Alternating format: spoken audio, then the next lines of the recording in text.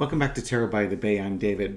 I wanted to do just a quick little recap on a read I did yesterday. On that first spread for the Jim Jordan reading, I was bringing up a person whose name shall not be mentioned lest I have to take a drink. Liz Cheney, that is. Oh, damn it. I did it again. And I want to show you what I meant by that. I never did go back and reread it. Part of the reason was I was just wiped out last night. It's been a week. And I think everybody who's watching this understands. It's been a big emotional roller coaster of a week last week. And I wanted to show you, though, on that spread, I grabbed the cards that were there before. A second. And I just want to go over them again. And the original question was, how is Jim Jordan feeling right now? As after I shut everything down, upload the video, I'm laying in bed before I'm falling asleep saying, darn it, I should have done that parallel reading with it because it's really insightful. So I'm going to do it now. So what we have with Jim Jordan is, it's that plan of the future. Something is coming up. Something is coming up in his life. It's not arrived yet, but it's incoming. And it's going to be a woman. It's a woman who's very smart. She's very sharp, and she can be as cold as an assassin in doing what she needs to do. And it's going to bring an end to his political career. And in the past, you have the Justice card. This person is coming in because of an injustice that was done to them in the past. And because of that injustice that was done, this person is now coming back, sort of justice here, sort of justice here. They're coming back to not so much revenge as much as to repay the favor and to set everything back the way it should be. It's like if somebody took $100 from you, this person's coming back for their $100 and maybe a little bit of interest because, you never were supposed to have that $100 in the first place. This person cares very much about the job, about the position that she was in. There's, it's a mother energy, but it's that love of, you could say, love of country, love of party, love of the process. There's again a female energy here that basically it would be like some guy trying to bully a woman out of something, and her full femininity or her whole feminine nature is coming back, and she's going to come back and rectify the situation as a woman would rectify it. But mind you, this is not going to be with a hug. Not with a hug at all. And over it is the Ace of Swords. Because there's the Sword of Truth and Justice. She was a woman who had an injustice done to her. She's going to set things right and try and get the things that she loves back on track again. And she's going to be righteous with this sword. She ain't taking no prisoners. This woman is not playing around.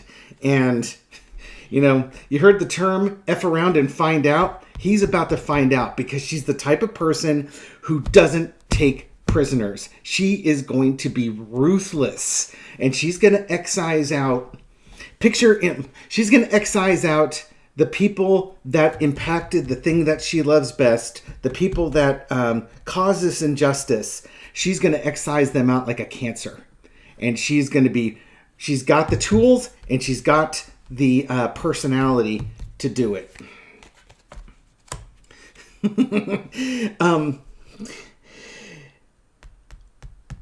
You wonder, is this the false friend or is this the... I should just leave the world card underneath here. I think what this is showing is after she's done this, it's not so much she's offering a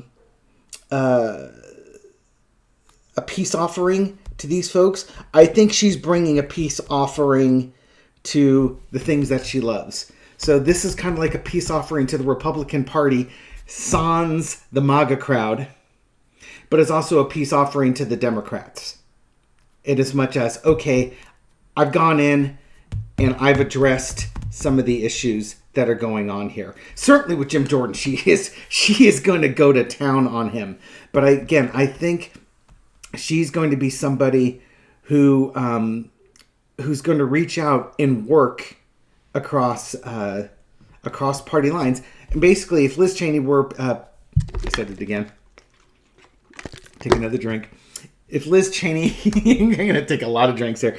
If Liz Cheney is put in that position, she understands her role would be to work in a bipartisan way. That's just the reality of it.